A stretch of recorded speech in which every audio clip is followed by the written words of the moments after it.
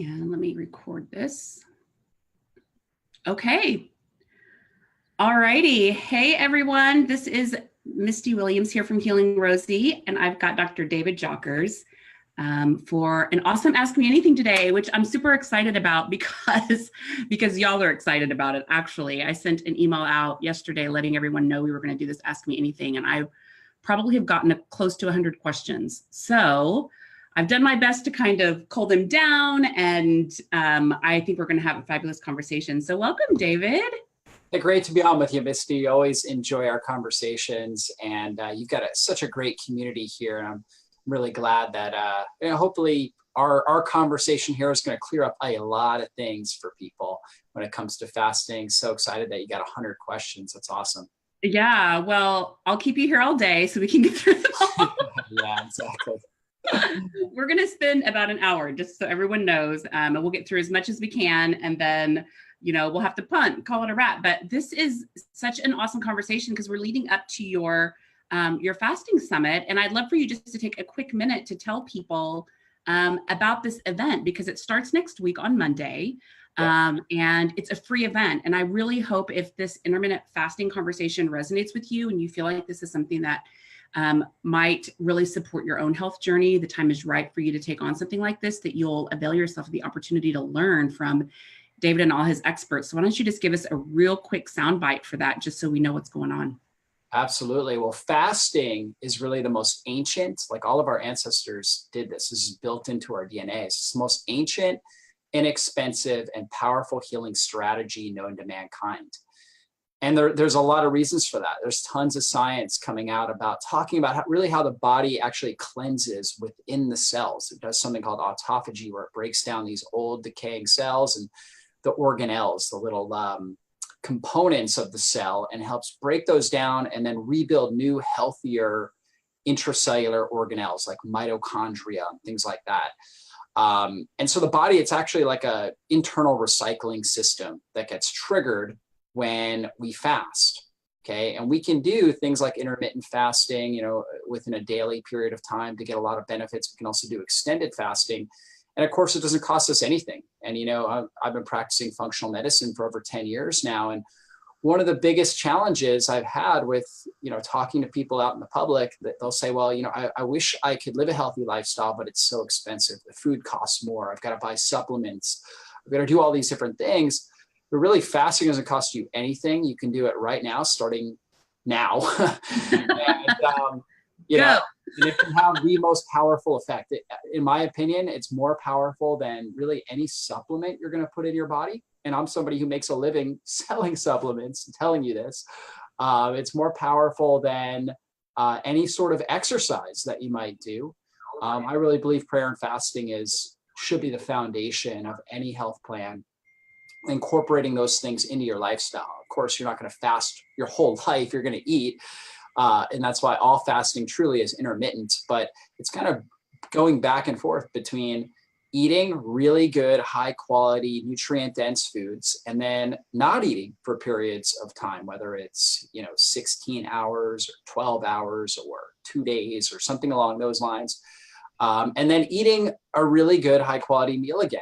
Right. And creating a lifestyle around this. I think it's just so powerful when it comes to health and healing. And in the summit, I interviewed the top experts in the world, and we broke down all the different elements of intermittent fasting, extended fasting, how to prepare your body, what to expect and experience. And I think if you tune into that, you're going to get so much incredible information and inspiration as well to fuel your fasting journey. Yeah, so I would love for you just to kind of clarify the difference between an intermittent fast and an extended fast.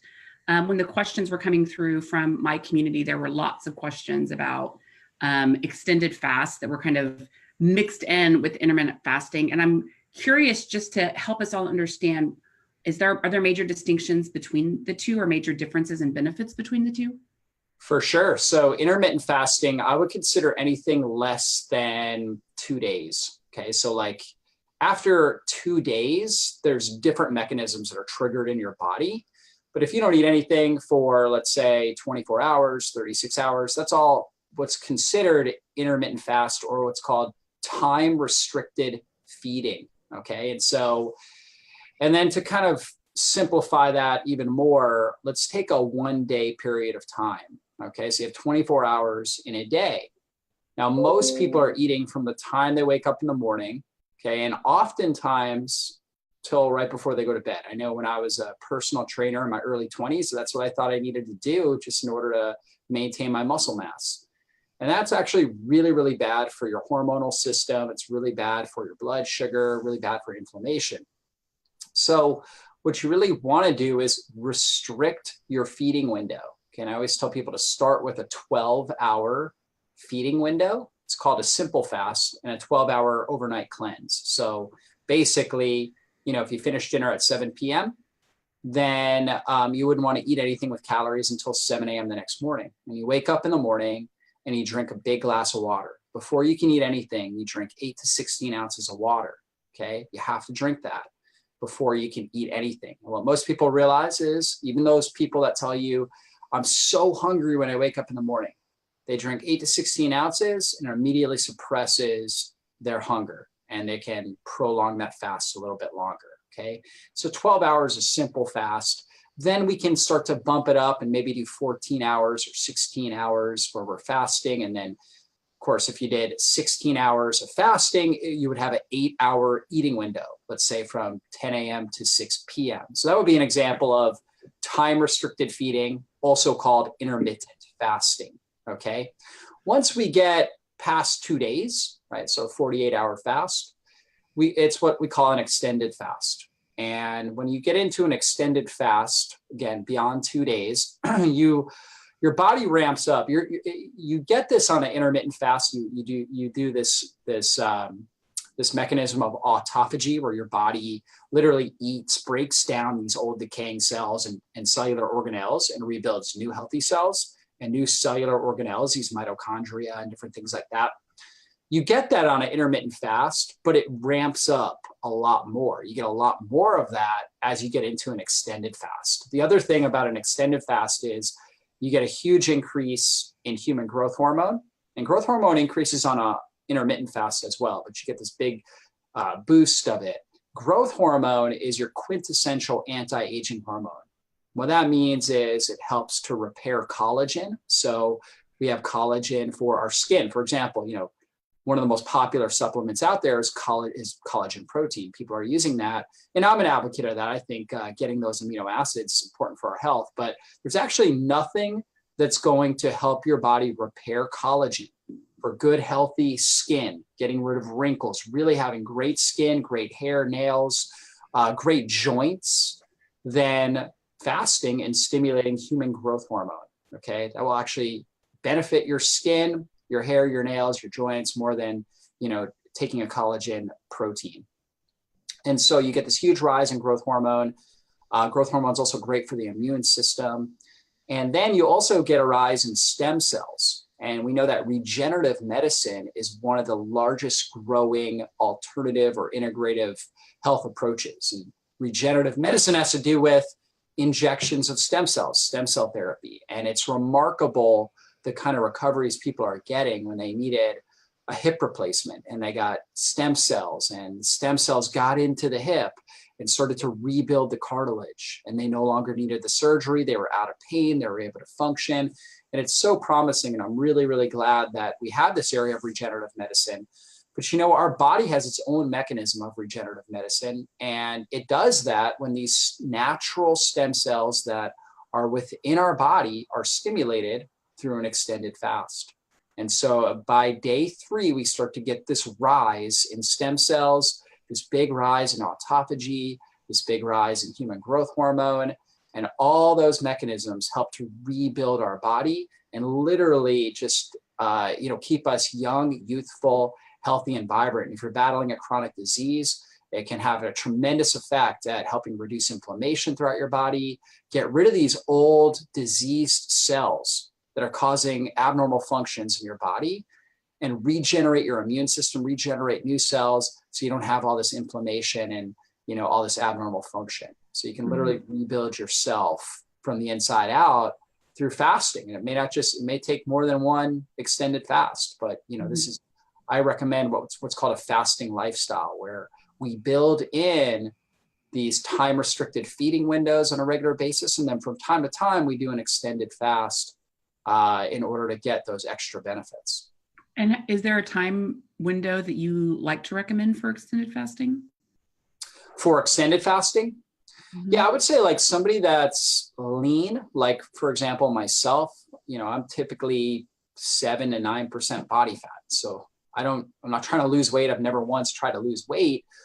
I don't want to fast too long. So for me, I'm doing 4, maybe 3 to 5 day fasts. Okay. Somebody that's really looking to ramp up their weight loss. Okay. And maybe they've got a chronic inflammatory condition. This certainly can go longer than that. Okay. 7 to 10 day fasts can be great. And what you find is that really the first 3 days are the toughest. Okay. Those are the most challenging days. By day 4, your ketones are elevated enough. So your body produces these compounds from your own body fat called ketones, and ketones have an appetite suppressing effect. Also, the ketones, along with this stimulatory hormone, norepinephrine, also called adrenaline, which our body naturally releases when we're fasting, give us this amazing heightened sense of awareness, this great mental acuity. So you actually feel like you're super productive. A lot of people think, well, if I'm going to do an extended fast, I can't do anything. And in the beginning, when people go on like their first fast, I say, don't schedule anything. Keep your schedule as stress-free as possible. Build in a lot of times to rest, because that is really important. It's gonna, kind of like exercise. The first time you exercise, it hurts, right? You're uncomfortable. You're in pain for, days afterwards. And it's kind of the same thing with fasting. When you first do it, it's really uncomfortable. It's not pleasant, but you actually build a level of fasting fitness. And by the time you get those ketones elevated, you just feel amazing. And you have this appetite suppression. So it's amazing, because the first few days, you're having cravings oftentimes, you're hungry when you first get started. But by day 4, that's gone. Mm-hmm. You still kind of have this emotional desire, because when we eat, we produce these feel-good neurotransmitters, serotonin and dopamine, and we've associated that with chewing and with eating food. But you don't actually have real hunger. You're actually like, I can go a long time without food. And so people that want to lose weight, typically by the time they get to day 4 and day 5, continuing the fast is actually easy for them. Mm-hmm. They've gone through the hard part. So certainly, could you do multiple, every month, do a 5-day fast? You could, okay. Or maybe do, a 7 to 10 day fast. Okay, once every 2 or 3 months, to help stimulate greater autophagy, rebuilding your body, and also on top of that, to help you move towards your weight loss goals. So there's no real definite, you've got to do it this amount of time. Okay, I think you get incredible benefits, and the fitter you are, the more fat or keto adapted you are, the more benefits you're going to get quickly, right? Like for my body, I probably would get the same level of benefits with a 4-day fast that somebody who's not as metabolically flexible would get from, maybe a 6 to 7 day fast.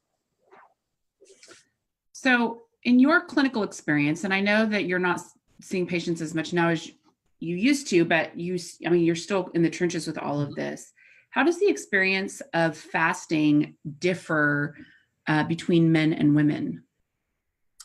Yeah, it's a good question. So, and what I would say is it really has to do with underlying issues. So during menstruation, for example, females that are menstruating right before they go through their cycle, they oftentimes, their body needs more estrogen. So they oftentimes, and estrogen gets boosted by insulin.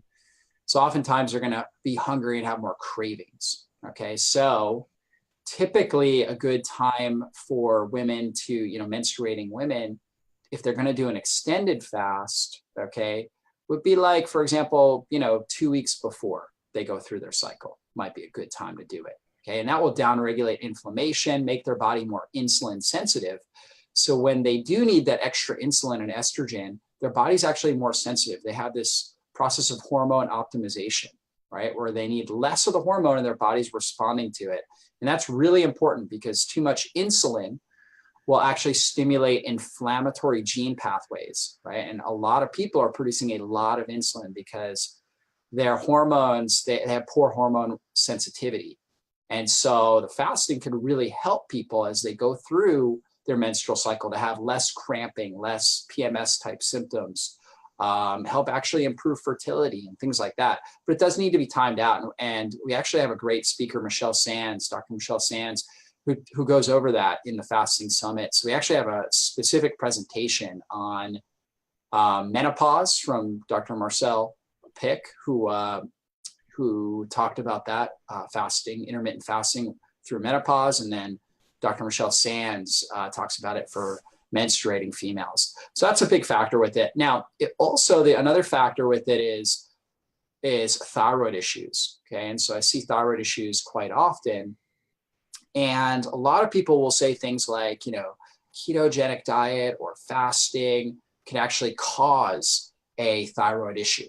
Okay. But the research is not there to actually show that. But what the research does show is that prolonged period of calorie restriction will set about hypothyroidism. Okay. So my rule when you're fasting, or if you're, following a low carb ketogenic style diet, is when you eat well. You want to make sure you're eating till you're full, eating till you're fully satiated. What a lot of people do wrong is that they will combine fasting with kind of this idea that, well, I can't eat too much at a meal. I want to calorie restrict. So I won't eat a whole lot when I do eat, and then I'll fast, or I'll be on this, ketogenic diet. And that's where problems set in. So basically what I say is it's not about eating less food overall. It's about eating less often. So when you're doing intermittent fasting, for example, okay, so let's say you're going to have 2 meals in like a 6 to 8 hour eating window. So your goal is, okay, I'm going to eat my first meal at, let's say, 10, 11 a.m. And then I'm going to eat my last meal at like 4 p.m. When you eat those meals, you should eat really well till you're satiated, till you're full. In our society, we're told don't ever eat till full. Okay, but actually that's not true. With this, we do want to eat until we're full. And by reducing the overall feedings, we reduce the amount of insulin spikes. And that actually has a profound effect, because the more we're spiking insulin, the more insulin's going up throughout the day, the more we're triggering inflammatory gene pathways in our body. So by reducing the amount of times insulin goes up, but when we do eating really well, okay, eating till we're full, we're going to get an overall effect that reduces inflammation and stimulates greater fat burning mechanisms in our body, great cellular cleansing mechanisms within our body. So I think that's a really, really important thing. If you do an extended fast, it really depends on the woman, but if you've had an underlying thyroid issue, I certainly wouldn't do an extended fast more than, like 6 weeks apart. Okay. Like if you were to do one, a lot of people get excited. They do one. Okay. They were like, I wasn't as bad as I thought. And then I'm going to do it I'm going to do it again next week. You know what I mean? Or I'm going to do it 2 weeks from now. And so if you've had this sort of underlying thyroid issue, that may not be a good thing for you. Mm-hmm. You may want to space it out.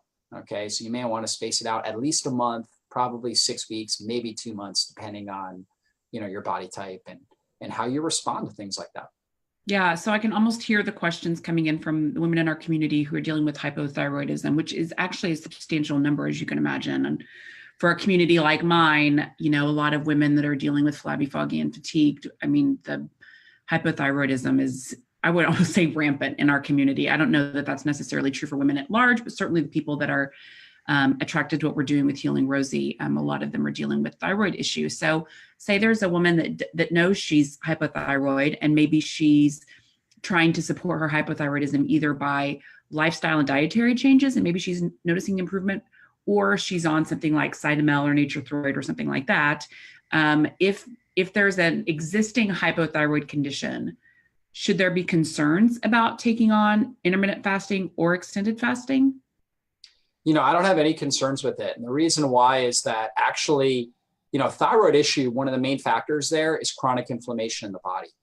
Okay. So if the body, in most thyroid issues, from what I've seen, are either Hashimoto's, meaning an autoimmune condition that's affecting the thyroid. Okay. Obviously, you also have hyperthyroidism, which is also autoimmune. Okay. fasting is really powerful for autoimmune. Then if it's not an autoimmune condition, the other area that's common is a T4 to T3 conversion problem. So the body produces T4, which is your inactive thyroid hormone. It's got to convert it into active T3, and it does that in the liver, the gut, and then right at the cell. When there's inflammation throughout the body, we don't get T3. Again, we have this poor hormone optimization, so we're not able to actually get T3 into the cell. And sometimes the liver's backed up and burdened and not able to convert the T4 to T3. Sometimes it's a gut issue. So fasting is actually going to work on all of those areas. Fasting will help to de-weed bad microbes that are in the gut. In fact, fasting for 24 hours has been shown to stimulate intestinal stem cells, meaning, basically most people have a lot of damage in their intestinal lining. And so when we stimulate these stem cells, it's like the body's renewing that intestinal lining. It's so powerful. So we're going to help reduce leaky gut that way. We're going to get rid of bad microbes, like, de-weeding your garden. You got to pull those weeds out. Fasting or intermittent fasting really helps with that. And then as far as the liver goes, one of the best things you could do is just stay away from food, drink a lot of water, right? Hydrate your body, and the liver will, get back to work, right? And start cleansing itself out. A lot of people will think, well, what if I need, extra B vitamins for my liver?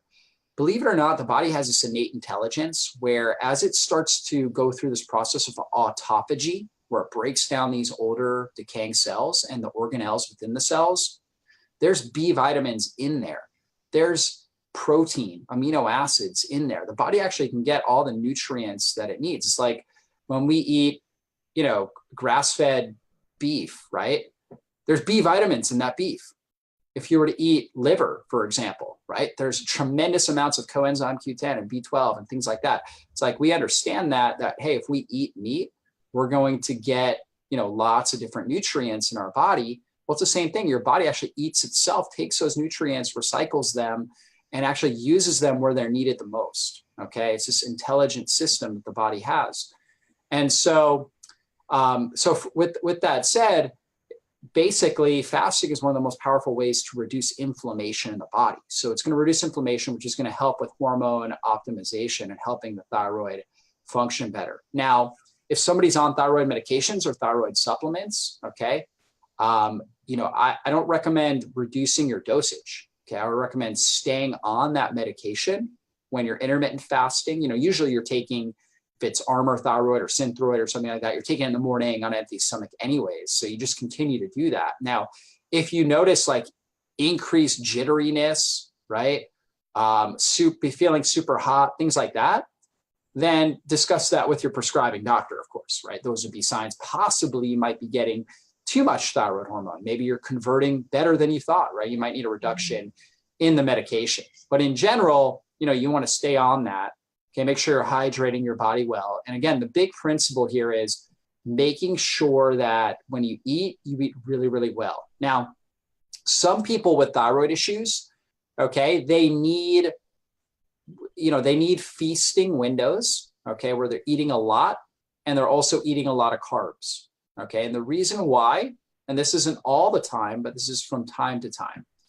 The reason why is that when we're fasting, or if we're on a very low carb diet, a ketogenic diet, that sends a signal to the body that we're in a time of famine. Okay, it says, okay, the food is not very prevalent. Now, the great benefit of famine is when we're in a time of famine, we actually significantly reduce inflammation in the body. We also go through this process of autophagy. We stimulate stem cells. We get all this great benefits that come with fasting. But on the downside, when insulin goes really low, we don't convert T4 to T3 effectively. So what we want to do is cycle in feasting windows, right? So if you're intermittent fasting, let's say on a weekly basis, let's say you are, doing an 8-hour eating window on a regular basis. What you can try out is having 1 to 2 meals a week where you are doing a high carb meal, right? Where you're getting like 80 to 100 grams of carbs. And I typically recommend healthy carbs like carrots, sweet potatoes, butternut squash, beets, berries, right? Fruit, things like that. Those are healthier, more nutrient dense sources of carbs rather than going out and, eating a pizza or something like that. Okay. And so basically that's what you want to do. And I typically recommend doing it later in the day. It's something called carb backloading. And so you start out maybe like one feast meal, okay, a week. And you see, okay, do I feel okay if I do one feast meal a week along with this sort of intermittent fasting lifestyle? All right. And then if, you're not feeling great with that, maybe try in 2 feasting windows. So there becomes an art to kind of figuring out the right feast famine approach for you. All right. And so, I have a quick start guide that actually goes with the Fasting Transformation Summit where I talk a little bit about that, right? Different types of fasts, things along those lines. Okay. And it's nothing is cookie cutter, right? For one person with hypothyroidism, doing an extended fast and regular intermittent fasting along with a low carb lifestyle could radically transform their lives and make them feel so good, get to their optimal weight, have so much energy. Another person can try that and have really, and get worse because perhaps they needed more insulin stimulus. They needed more feasting windows. Okay. But if we're doing like a high carb diet all the time, that would promote too much inflammation. So it's kind of like this Goldilocks zone. We want to find this happy. It's going to work for you. Yeah, exactly. You got to fine tune it. Okay. So fasting and ketosis or ketogenic diet these are tools, right? They're not panaceas. They're tools. And the goal is that you have these sorts of tools, these powerful tools in your tool belt. You figure out when is the best time for me to pull that tool out of my tool belt and be using that. And I think fasting is something we can be using for the most part on a daily basis, right? With intermittent fasting and ketosis, or a ketogenic diet on a regular basis, but not 100% all the time for everybody. Yeah. All right. Well, I'm going to dive in here because we have lots of questions. And I think actually everything that you said provides a really great frame or container for a lot of these questions. Some things might overlap what you already shared, David, so you can just kind of reference, you're part of the conversation. But let's just jump in here. The first question is from Laura. I used to do intermittent fasting and time box eating regularly, and it worked well for me. However, since trying to conceive, I have seen it advised against in multiple places, stating that it puts stress in your system that you should try to avoid when trying to conceive, and instead stick to regular spaced out meals. What is your view on this? Yeah, that's a really good question. That goes back to this kind of famine approach. So if our body is getting this really strong stimulus that we're in a time of famine, then it's only natural that it would reduce its ability to conceive, right? Because it's like from an ancestral standpoint, it would say, well, the food resources aren't, there's not enough food resources to bring another life onto this planet. So what I recommend is adding in a little bit more carbs once or twice a week, kind of like I was talking about. You can still absolutely do intermittent fasting, okay? And you may not do it, every day. One of the programs I have is a cycle fast, where you're doing it 3 times a week. You're doing a 16-hour fast. And then the other days you're doing a 12-hour fast, right? So like what we talked about, the simple fast, you're doing that overnight fast, 12 hours, okay? And then 3 days a week, you're doing a 16-hour fast. And then let's say you're doing a low carbohydrate, high healthy fat diet, which is a very anti-inflammatory diet with real foods, of course. And you cycle in on, let's say Saturdays, your high carb day, right? Or, you see how you feel with that. You see if your inflammation levels are down, see what your symptoms are like, things like that. And you might need two higher carb days, or you might, need one every 2 weeks, right? So you kind of figure it out for yourself. But typically a good place to start would be like one feasting or higher carb day, basically every week. And then incorporating intermittent or time restricted feeding and a low carbohydrate, high healthy fat diet on the other days. So what would be a tell if you were trying out a program? What would be a tell that you needed to throw in a high carb day? Yeah, great question. So if, let's say, for example, you are following an intermittent fasting plan, okay, you're focusing on healthy lifestyle, you're trying to exercise, on a regular basis without overtraining your body. You're really focusing on good sleep, right? Good overall lifestyle. And yet all of a sudden you just start feeling really fatigued, really trouble, a lot of trouble getting out of bed. Okay. And there was no major stressors or anything like that caused it. perhaps you even start to see a little bit of thinning in your hair. Okay, those are signs that you may not be getting enough thyroid hormone stimulus. Or let's say you, you're looking to lose weight and then you go through a month. Okay, and when it comes to weight loss, I look at it month by month, not day by day or week by week. A lot of people get obsessed. I lost 5 pounds last week. Now this week I only lost 1. Okay, that's not how to look at weight loss. You look at it month by month. Okay, and if you have a lot of weight to lose, right, a good goal would be somewhere around 3 to 5 pounds a month. Okay, that's a good goal. So if you're not hitting that, even though you're doing all these types of things, you don't have a major stress in your life. Okay, that's a sign that perhaps you've got an underlying thyroid conversion issue, and you may need a little bit more feasting. Okay, so those would be signs. Constipation could be another one. Okay, so if you're noticing you're constipated, if you're feeling cold, okay, so cold often, cold hands, cold extremities. That's another hypothyroid type symptom. Dry skin would be another one. So those would be things. Mental sluggishness kind of goes along with the fatigue. So those would be things to look out for. Okay. All right. Courtney asks, I would like to know the implication of intermittent fasting and ketosis on fertility. Similar question. I've gotten into eating within an 8-hour window and often have to make myself eat because I'm not hungry. I also feel amazing on keto, but now we're trying to get pregnant and it is not happening as quickly as it has in the past. We are very health conscious, so everything is homemade and only organic and grass-fed. Wondering if the fasting ketosis is affecting our success. Yeah, again, that goes back to what we were talking about.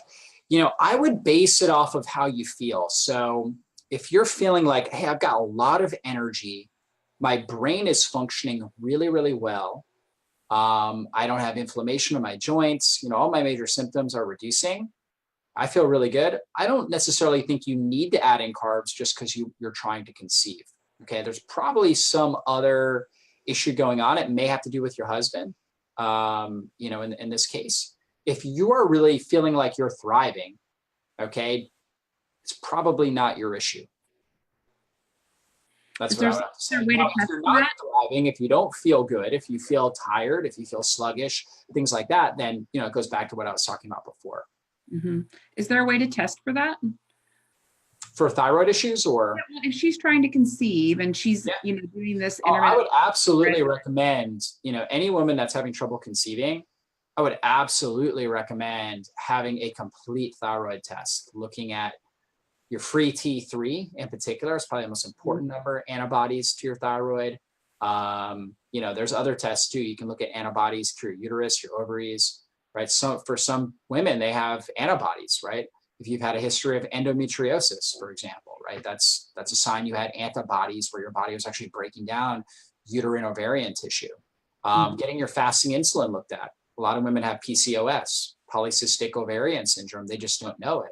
So getting a full workup, if you're having trouble, working with a functional medicine doctor that understands these kind of labs and getting a full workup would be really, really good. Yeah. And I just want to mention to the women in our community, for those of you that don't know or that maybe have forgotten, we do have the Healing Rosie lab tracker. And I believe you can just go to healingrosie.com/lab tracker that was put together by my friend, Dr. Chad Yarborough over at MaxGen Labs. Took the time just to list all the optimizing labs, what the optimal ranges are, so that as a patient, you're familiar with what you're looking at in your own labs. I think that's super, super important. And then what it could mean if you're high or low. And the real power in having the lab tracker is it makes you a much better partner with your doctor. You can see what labs you need to run. For me, I've often guided my doctors, even functional medicine doctors, on running additional labs so that we could determine, especially with my thyroid. I'm low, and I had my doctors pull my iron labs. That's not something that they recommended or she recommended on her own. So it's a great tool. I highly recommend everyone make sure that you download that tracker, and it'll put you in the driver's seat so that you can advocate for yourself and partner well with your doctor. So, yeah. And to touch on that as well, there's a lot of questions about fertility. If there was one supplement, okay, that I would recommend, now this would be just for everybody across the board, pretty much, I would say taking an extra 20 milligrams a day of zinc. Zinc is so powerful for healthy sperm for the man and healthy fertility, basically healthy uterus and ovarian egg function for the woman. And I find that there's really, if you get too much zinc, you feel nauseous, right? So obviously, if you notice that, you're getting in too much. But most people are not absorbing zinc very well anyways. So taking a little bit of extra zinc, great for the immune system, great for hormone optimization, and extremely inexpensive as well. And if you're looking for like an at-home test, because you can obviously order labs to look at zinc levels, there's also an at-home test. I have a YouTube video on how, basically it's called the zinc tally test. You can look that up and just drink a little liquid in it. And zinc has a lot to do with your senses. Okay, so for example, I've had a lot of kids that I've worked with that they were real adversive to eating a lot of different foods. And we put them on zinc, and then it was like their palate expanded, right? They enjoyed different flavors and textures more effectively. So that's that oftentimes with kids is a sign. So anyway. How would you dose for children? Is there a zinc supplement that's recommended for kids, a chewable, or how do you do that for kids? Yeah, you can definitely find, zinc supplements out there, or you can do, depending on their weight, right, a third of the amount. So like if you were to do an extra 5 to 10 milligrams, some kids need a lot, right? Some kids have needed easily 20 milligrams, if not more. I say 20 milligrams because to me, that's a really conservative measurement. Mm-hmm. Okay. I've put people on 100, 200 milligrams at times. Yeah. Okay, great. All right. Next question is from Mary. I have tried intermittent fasting. Generally, I do not have problems with blood sugar. Even when I was technically obese, I never had high blood sugar. It seems I may actually have the opposite problem. Around the 10th to 12th hour of fasting, I get so dizzy and weak, I can't reach the 14 to 16 hour mark, even if I slept through most of it. So my question is there something I can do that would enable me to complete at least 14 hours? Is intermittent fasting maybe just not for me? I've tried IF on 3 separate occasions with unsatisfactory results. Yeah, so what you want to do is you go to sleep, okay? You wake up in the morning. So however many hours you slept, the whole time you were losing water vapor, okay? So you're actually dehydrated when you wake up in the morning. So the first thing you need to do is hydrate your body. And you may need extra electrolytes. So taking some salt is a really good idea. So whether it's just a pinch of salt on your finger or putting a little bit in your water, you can do, lemon water if you want, something along those lines. Okay. And drinking that water and taking the salts can have a profound effect. We're really bioelectric beings. And what that means is that food itself does not give us energy. A lot of people think I have to eat to have energy, but actually when we eat food, it actually costs us a lot of energy. Yeah. I mean, think about Thanksgiving or like the holidays that we just had. It's like, I eat a big meal. It's like, I want to take a nap afterwards. When I fast, as long as I'm hydrated and I've got minerals, electrolytes in my system, my body is conducting a ton of nervous system energy. It's producing rampant amounts of cellular energy. And so we need the water and the electrolytes to produce energy, not food. Mm-hmm. So you're most likely electrolyte deficient and dehydrated. And what happens when you drink and you really start focusing on your hydration in the morning, you suppress this hormone called ghrelin. And ghrelin comes out when our stomach is empty. And ghrelin also comes out at times when we're more conditioned to eating. Like if we're used to eating at 7 a.m., we can expect to feel hungry at 7 a.m. You should absolutely expect that. It's your body's conditioned response. And so if you were to drink a bunch of water, hydrate your body, it expands the stomach, which naturally suppresses ghrelin, so you no longer feel hungry. Okay, and you got to really focus on hydration. And it can take a few days, right, or a week to recondition your body, but you'll actually start to crave the hydration over time. You'll be like, I just need more water. I need to crave this. You'll regain your thirst, and you'll find that you feel a lot better. Yeah. That resonates with me for Mary because she just mentioned in the Facebook group that she's not good with her water and that her body actually doesn't feel thirsty a lot of the time. So I think that probably hit the nail on the head for her, is that she's not getting enough water, doesn't have the electrolytes she needs, and her body is just like, the cell's battery is out by the time it gets to 12 to 14 hours. Okay. Next question is from Bobby Joe. I started intermittent fasting and worked my way up to an eating window of 12 p.m. to 6 p.m. It completely crashed my hormones, and I was sent to an endocrinologist for evaluation. She diagnosed me with primary ovarian insufficiency. I added breakfast back in and my levels came back to the way they were. Is this common? And how do I mitigate this? Yeah, it's a good question. So I don't know what you're eating between that eating window, but getting an eating window like that can have a profound effect on reducing inflammation throughout the body. And I would just say making sure, the biggest issue I found is that when people get on that eating window, if they're not consuming adequate calories, like consuming food until you truly are full, okay, then you're at more risk for having some sort of an issue like that. So I think that's really the biggest thing. All right. Mm-hmm. So in general, I mean, that's just, you got to make sure that you're consuming food and consuming it well. Mm-hmm. What is primary ovarian insufficiency? Yeah. So basically it's going to be where the ovaries are not producing an egg. Okay. So her body was saying, I'm in a time of famine. It was screaming this message. It's not a good time to produce a child, right? To be fertile. So she would need to, first of all, check her calories, make sure she's eating enough calories. Now, what if she did that and she came back and said, I'm consuming 1,800 calories in the 6-hour window? Yeah, exactly. So then what I would do is I would cycle in 1, maybe 2 feasting days. Okay. So you might find that for you, intermittent fasting and having that 6-hour eating window, doing that 7 days a week is not going to work for your body. But doing it 3 times a week might be amazing for your body. Mm-hmm. And then on, let's say, 2 days a week, you eat higher amounts of carbohydrates, okay, or higher amounts of protein. It's this diet variation principle where you're changing things up, okay, and the higher amount of carbohydrates are going to stimulate more insulin. Mm-hmm. So some people naturally, they just end up producing less insulin, lower levels of insulin overall. Okay, those people may need or tolerate carbohydrates a lot better than other people. Some people are overproducing insulin. Those people are so insulin resistant, they feel incredible when they're fasting because their insulin goes down.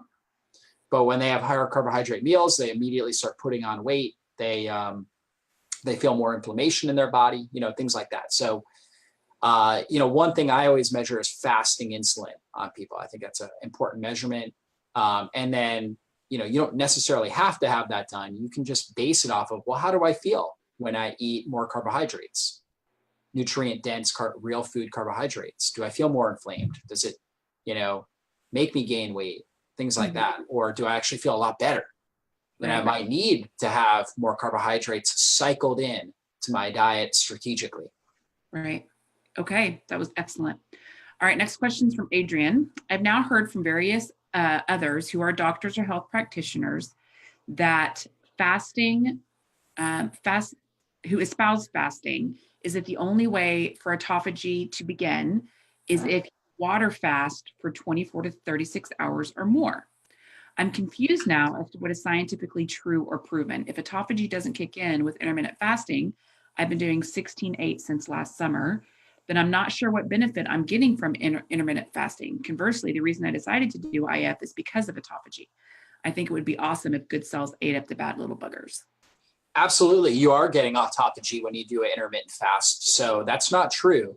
You definitely get autophagy, and especially as your body gets more keto adapted, meaning that, so if you're not keto adapted, you're eating high carbohydrates all the time and you're trying to fast, oftentimes fasting is more uncomfortable.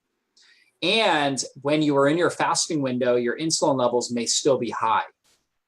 And when insulin levels are high in the bloodstream, you're not going to go through autophagy. But if insulin goes down, then you're going to get the benefits of autophagy. So that's a really big factor here, is that insulin, and then there's some other genetic pathways like mTOR that need to be suppressed, right, in order for the body to move into this pathway of autophagy. So intermittent fasting, you absolutely can. And a really great strategy, because exercise also, high intensity exercise also stimulates autophagy. So does heat therapy like infrared sauna, okay, can stimulate autophagy as well. There's also, you know, you don't get it quite as much with herbs and supplements, but there are some herbs like things like resveratrol and green coffee bean extract, or coffee in general actually can help stimulate autophagy. So you can stack all these things. Like for myself, I do a 24-hour fast 2 days a week. And I will do one on Wednesday, for example. I'll eat lunch on Wednesday, and I did this on Sunday as well. So I'll eat lunch on Wednesday, and then I'll work out around midday on Thursday. And it's basically like a 20 to 24-hour fast, somewhere in that range. And I feel amazing. And I'm working out really intensely with weights for 30 minutes or so. Okay. And then, you know, I come back and I typically break my fast after, you know, probably 30 to 45 minutes after I finish my workout. And so that's a great way to stimulate a tremendous amount of autophagy. I stack those two things. Oftentimes, if I have time, I'm thankful that I own a sauna as well. So I'll get in my sauna. And especially like if I'm ever feeling under the weather, I do this. If I'm feeling under the weather, several months ago, I had a sinus infection. So I actually I extended my fast because I felt terrible anyways. So I'm like, well, I'm just not even going to eat. And I was in my sauna the whole time. And not the whole time, but, you know, multiple times throughout the day to be real. And so I wasn't living in my sauna, but I did probably like 5 or 6 sessions a day, you know, of 20-minute sessions, just sweat it out. And it was like, I recovered and responded really well. If I usually feel amazing, but if I do feel like I'm a little under the weather, I try to get in my sauna and fast, right? And that's just a great strategy. You know, certainly could do coffee, you could do resveratrol, curcumin, these kinds of things. Doing that in the fasting window can be curcumin. You probably don't get quite as much benefit because you're going to absorb that best with food. But if you were to do black coffee or a green coffee bean extract supplement, if you can handle it, or if you can't, resveratrol is great. You can get like a resveratrol supplement, something along those lines. Then, you know, you're just stacking all these different ways of stimulating autophagy. And I think that will get you really good benefits, even if you're doing, you know, a 16-8, right? So exercise right before your eating window. Awesome. Okay. Deborah says, my naturopath feels that since I have stage 2 adrenal fatigue, fasting would be too harsh for me. What do you think? What are the situations where someone should not fast? Yeah. So anybody with adrenal fatigue, what that means is that your body does not adapt to stressors well, right? So stress is just kind of like a new experience. It's like somebody cuts in front of you, you know, while you're driving, boom, that's an immediate stress in your body. You weren't expecting it. It happens. So with somebody with adrenal fatigue, any sort of major change in their lifestyle, their body's not going to tolerate it well. So the advice I give really for everybody when it comes to fasting is progress slowly and master each individual area. So you start with your simple fast and you focus on really hydrating and taking some electrolytes in the morning. Okay, a lot of people will do lemon water with you know, a little bit of salt in there. Okay, lemon has vitamin C and bioflavonoids and potassium and things like that that are all supportive to circulation, oxygenation, adrenal function.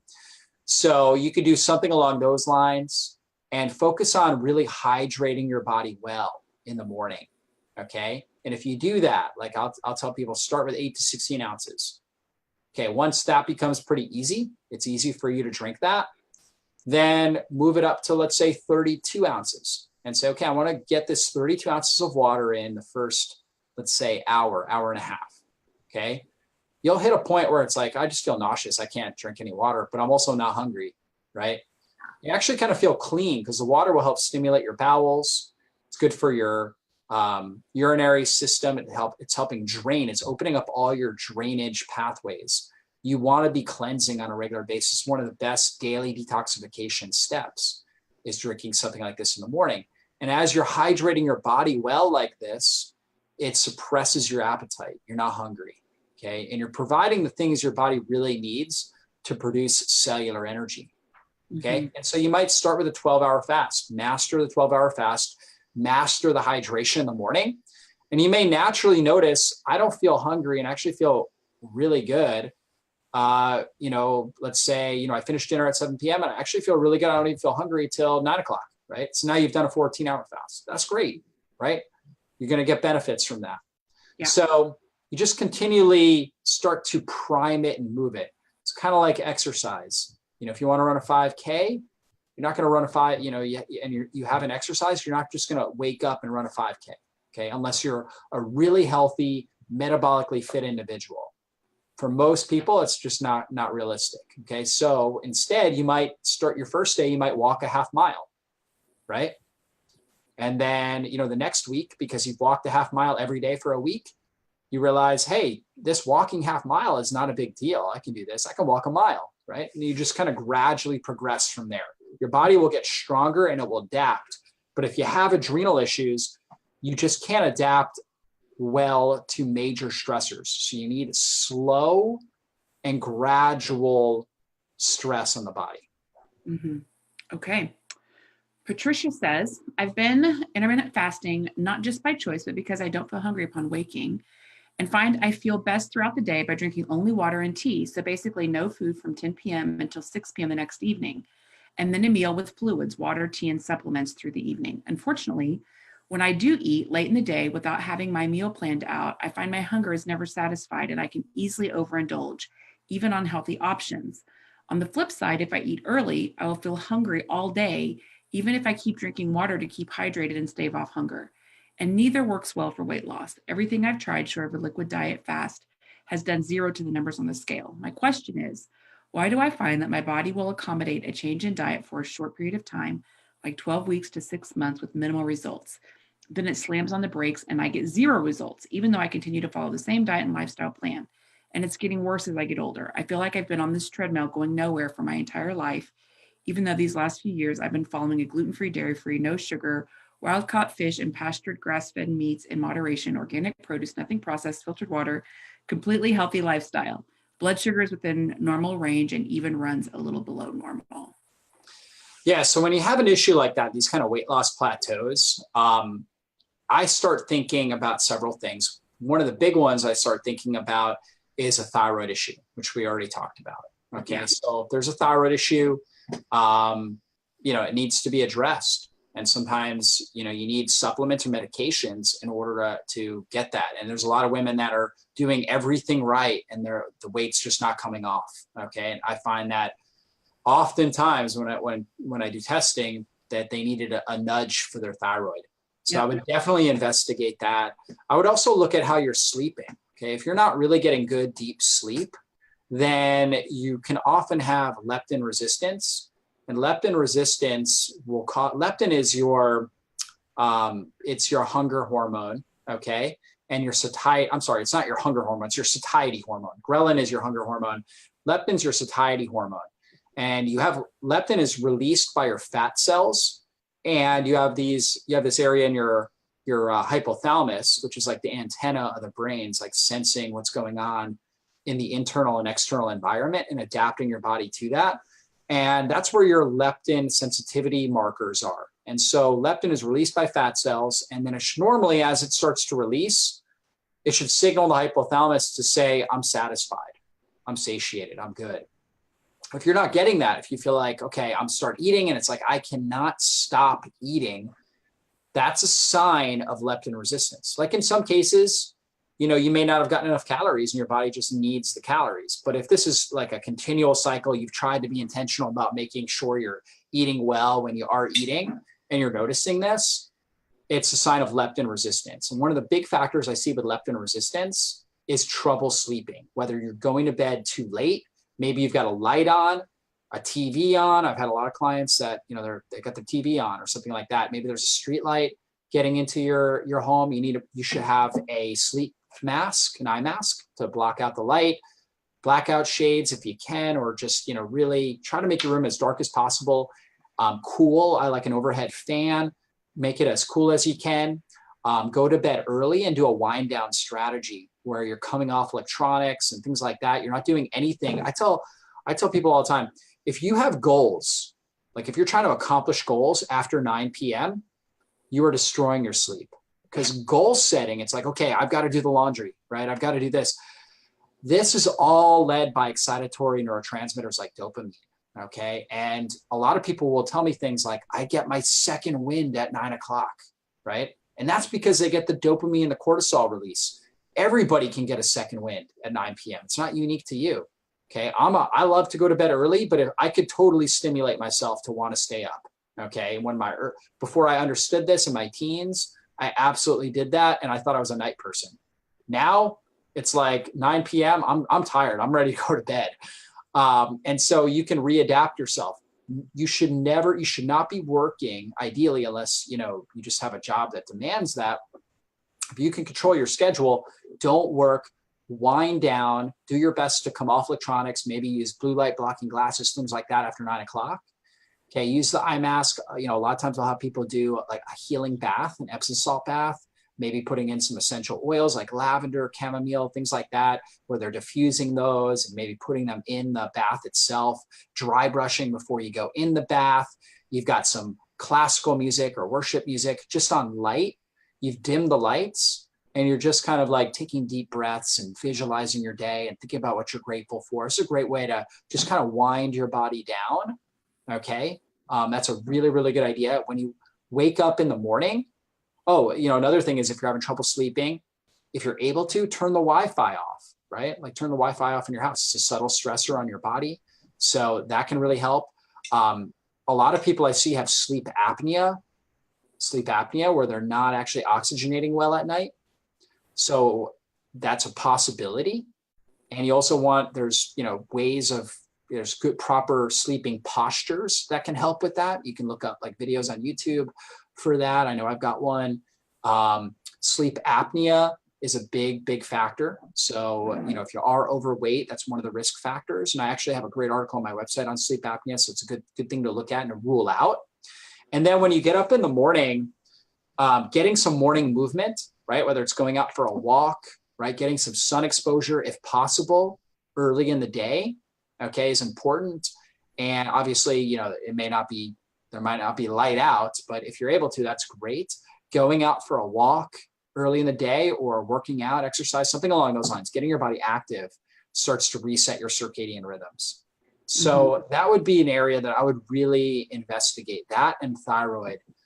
If you feel like you're doing everything else well, you're eating well, you're exercising, you're keeping a positive attitude, you're keeping your stress down, you're doing intermittent fasting, all these types of things, I would investigate those areas. Yeah, that's really important. I have a post in the Healing Rosie group that I'm actually going to turn into a download for you guys called Where Do I Begin? And what often happens on this journey, and it happened to me and it happens to a lot of women in our community. If you're a part of the Facebook group, you've seen the zillions of posts that have come up. We get part of our health puzzle right, but we don't have all the conditions set for that piece that we're working on to really bear the fruit that we're wanting. And gut is a big part of this. Sleep is a big part. Thyroid is a big part.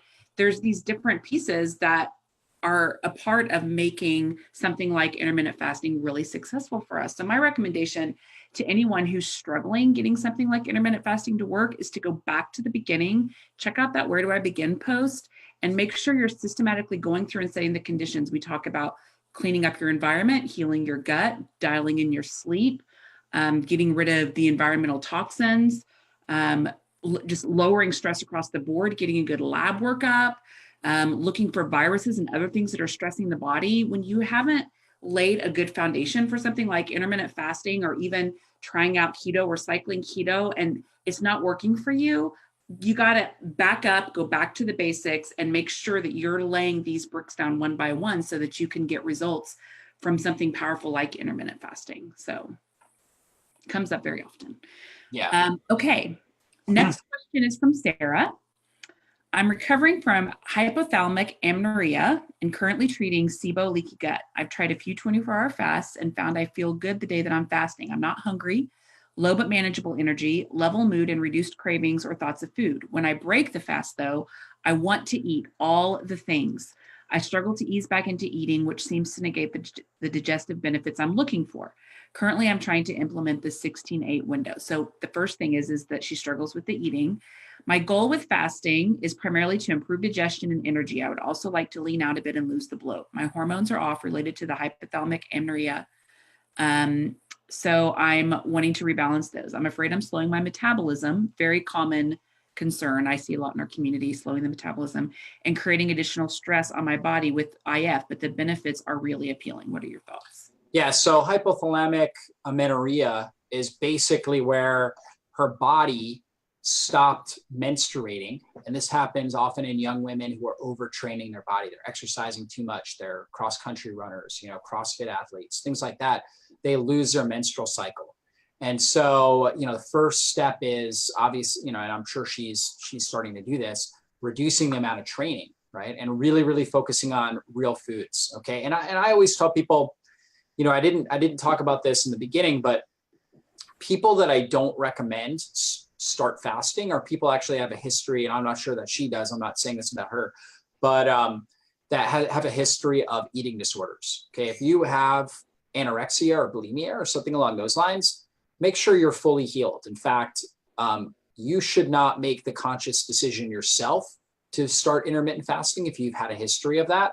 It should be this should be a discussion you have with your spouse, with your best friend, with your psychologist, people that you trust, okay, that can say, you know what, I think you've healed this. I think this sort of strategy, yeah, let's do it together. You know what I mean? Kind of thing, right? So be sure of that, first off. And, when it comes to what she's talking about there, absolutely you can do it. But again, it really goes back to what I was talking about before, where you don't want too much of a message that tells your body you're in a time of famine. Okay. So perhaps try 3 days a week doing intermittent fasting. Okay. Rather than, we call that the cycle fast. Okay. Mm-hmm. Rather than 7 days a week, and see how you're doing. Obviously for you, you've had an issue where you lost your menstrual cycle in the past. So your body's sensitive to that. So if it feels like it's in a time of famine or overwhelmed by stress, you're not going to menstruate. Mm-hmm. So I don't know if it came back already, or if it's, I don't remember if she said that, if she's still healing it, or if she's now menstruating. But if she is menstruating, it's obviously easy feedback right there. If you're not menstruating, I would go off other symptoms. Typically, when you have amenorrhea, you're usually feeling very fatigued as well. You have oftentimes a lot of lethargy, okay, because your body's saying, I need rest, right? I need to rest because my body's overwhelmed with stress. Mm-hmm. So look out for signs like that. If you are feeling that way, normally when you're intermittent fasting and things like that, most people tell me their brain turns on. They feel great after they've adapted. The first week or so, it's not the case. After you adapt, you feel great when you're doing it. If you notice that goes away, that's a sign that your body's not adapting well. Yeah. Okay. I know we're right at time. I have one more question, if it's okay. Okay. Last one. Because there's several people that have asked this and we didn't touch on it at all. And I want to make sure that that people that have this issue feel heard and like you address them. So is intermittent fasting good for someone underweight? Yeah. I have intermittent fasted 12 to 16 hours. I'm not sure what causes me sometimes to feel okay with that, and some mornings to feel horribly weak, dizzy, and bad. The same can be in the afternoon after 3 to 4 hours of not eating. Is there a way to measure my sugar reactions to foods and to intermittent fasting without using the needle? I heard that there is a device that can check this. Can you please tell me more about it? So I think her main thing, you seem to address the dizzy and weak, tying that to the water and electrolytes thing. Yeah. So, we may have addressed that, but let's talk about the underweight part. Yeah, so I've been underweight my whole life. And so intermittent fasting, I find, is the best way for me to maintain my muscle mass. And the reason why is that you get this rise in human growth hormone. Okay, they show, there's a study done in 2007 that showed women, when they fasted for 24 hours, they had, men, it was a 2,000% increase. I believe women, it was a 1,200% increase in human growth hormone. Okay, when they fasted that long. And so basically, when you start to do intermittent fasting, you're getting a rise in human growth hormone. Human growth hormone is like anabolic fuel. It actually helps you maintain your lean body mass. So the same principle applies. When you do eat, You got to eat well. Okay. If you have trouble in your eating window, eating a big meal, okay, like, okay, when I do 2 meals, I just don't feel like I can eat enough. You may need a third meal, especially if you notice you're losing weight, unwanted, if you're losing unwanted weight, you may need a third meal. For me, I've always been underweight my whole life. I've got real thin shoulders, ectomorph. I've got to lift heavy weights every week. Okay. I lift weights 4 days a week, heavy weights. And I fast. When I eat a lot of food. Okay. And fasting, I eat 1 to 2 meals a day. Okay. And I eat a lot of food when I eat those meals. Now, you may not be able to eat a large meal again. So you may need 2 to 3 feedings in, let's say, a 6 to 8 hour eating window, if you don't feel like you can eat a lot in a meal. Also adding in weightlifting, okay, done appropriately. You may need a trainer or something like that if you're not familiar with that, will help you build lean body mass and maintain weight. So that can really help. There's other things as well, like creatine supplementation that can help with, coupling that with exercise. It can help with your energy as well as with maintaining and increasing muscle mass, right? Just optimizing your weight. Yeah. Awesome. All righty. One thing I just want to say as we're wrapping this up to all of the women, because I'm in the trenches with you guys every single day, is I know that it can seem on the intermittent fasting front like it's more complicated, or maybe it doesn't work for women. And the takeaway that I'm getting from this conversation is that we have to pay more attention to our bodies. And the formula for us maybe isn't a do this every day formula. And so it's just going to require us to get really present with things. I love what you said, David, about starting out with the 12 hours and maybe doing a couple of days of the 16 hours. And then if you're doing that, maybe you need to add a carb feeding day, into your regimen. So I know it's a little more effort to figure that out about your body, but I think one of the reasons why we struggle as women, especially women in this community, there's a lot of achiever women who are perfectionists about doing things exactly right. And we tend to go like hog wild on an idea and we just do it to the nth degree, and it's too much for our bodies. And that doesn't necessarily mean that the fasting in general isn't good for us. It's that we just need to back up a little bit and take a look at this from a couple of different angles and maybe cycle this a little bit differently so that it works for us. And Missy, I wanted to just say one last thing too, is that really when it comes to fasting, look at fasting as a lifestyle approach, and it's not like a one and done. And if you're not successful, that you failed, right? Mm-hmm. If you say, okay, you know what, I want to do a 16-hour fast and you eat at 14 hours, totally fine. You do a 14-hour fast. That's great, right? Tomorrow you can try the 16-hour, or next week you can try it. You know what I mean? And get right back on board. If you're like, hey, I really want to do an extended fast. I want to do a 5-day fast. And by day 2, you just are like, I'm eating, don't have shame about that. Say, you know what, I actually just made it 36 hours or whatever it was. That's incredible. That's amazing. And so, you actually get a lot of benefit for your body. So, and then you can try the 5-day fast next month, right? Or the month after, or whatever it is. Does that make sense? So this is a part of your lifestyle. Like I plan on intermittent fasting and doing extended fast periodically from time to time for the rest of my life. So if I, for some reason, try to do an extended fast and I'm not successful, totally fine. I'll do another one 3 to 6 months from now or something. You know what I mean? Yeah. So that's the mentality you want to have. Right. Awesome. Well, thank you so much. I hope everyone will sign up for the fasting summit that David is starting on Monday. I included a link in the Facebook post here. I'm going to send out this recording along with the guide that you're offering, David, a little later in the week, so that if you didn't catch all of this and you want to make sure you catch the entire conversation, there will be a recording available along with David's fasting guide. So I want to support you guys however we can in figuring out how to implement this into your lifestyle. So sign up for the summit and, ask questions in the Healing Rosie community so we can all support each other. And if there's a lot of questions, maybe we can have you come back, David, and talk to us a little bit more about this stuff. I think I got about halfway through this question list. Good job. We made it halfway. That's great. I enjoyed it, Misty. Thanks so much for having me, and I wish everybody well. I think you'll get a lot of valuable content out of the Fasting Transformation Summit. So I'll see you there. Awesome. Thanks so much. We'll see you guys.